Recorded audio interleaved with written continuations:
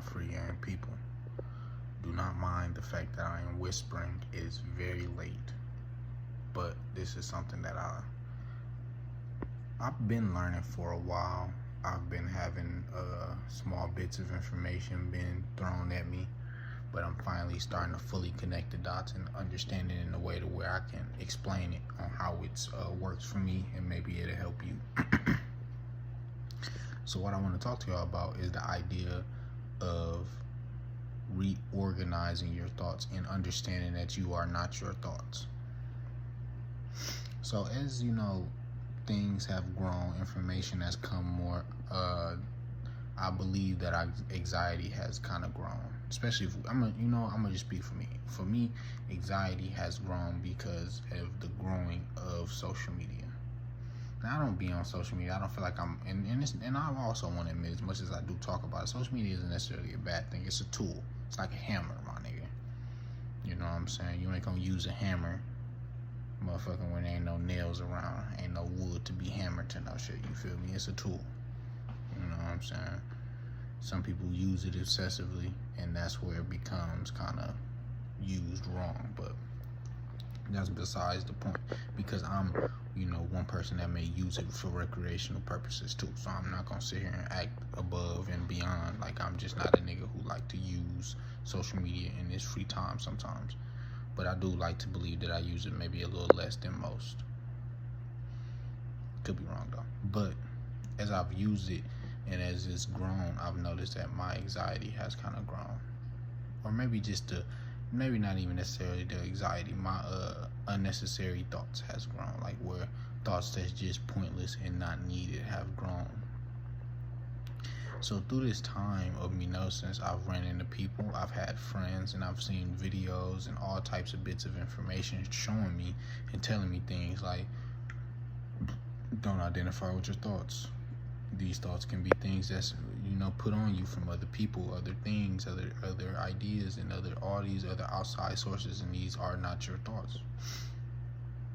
People telling me affirmations and all these things, and I understood it made sense, but I never could fully get it because of the fact that a lot of these thoughts were so like personal. Like when you would have some of my anxiety based thoughts would be about things that are in my personal life, and it would feel like true worries. And once I identify with these real life worries and put an emotion to it, it became such a truth in my reality.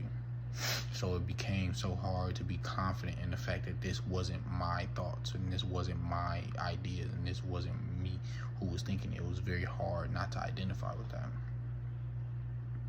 But one thing that I kind of brought it back to that kind of really, and this is the part that's really helped me become like, oh, okay, I get it now.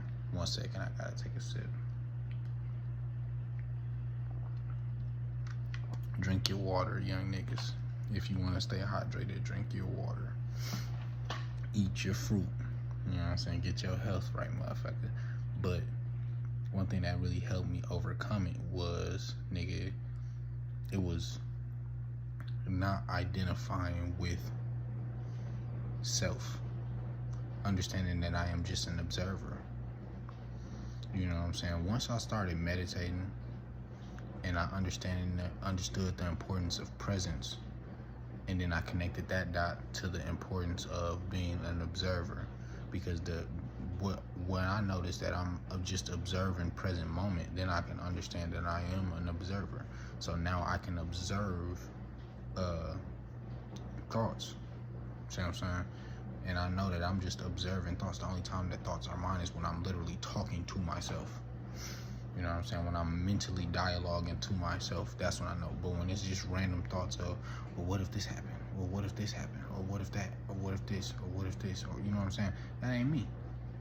Or you're not this, or you're not, that ain't me. It's just not, you know what I'm saying? I wouldn't say that to myself. I love me too much. Why would I say that? You know what I'm saying?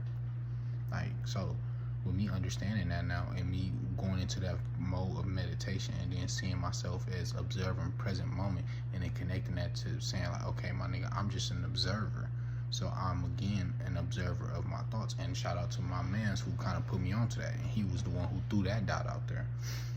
So once I connected the dot that he threw along with the meditation, it kind of all came together to just understand that observing your thoughts take you away from them. And see, the good thing about once you learn this, it kind of takes you out of the idea of needing to dig up so many old things in order to overcome them. See what I'm saying? Once you notice you are the observer of your thoughts, certain thoughts you don't have to get to the root of to overcome and conquer them. Feel me? Because it'd be like, that's not me. Once you are able to recognize that, and I feel like that's jumping steps, because some things you do gotta dig up. Don't get me wrong. Some things you do gotta dig through your past and see where it came from to understand it, dig it up, and throw it away. But some things, if you can become detached from those thoughts enough, you can just conquer with the idea of you're just an observer of your thoughts. So that's just a thought for y'all, man. Free game people, I love y'all. Y'all take care of yourselves, man. I'm out.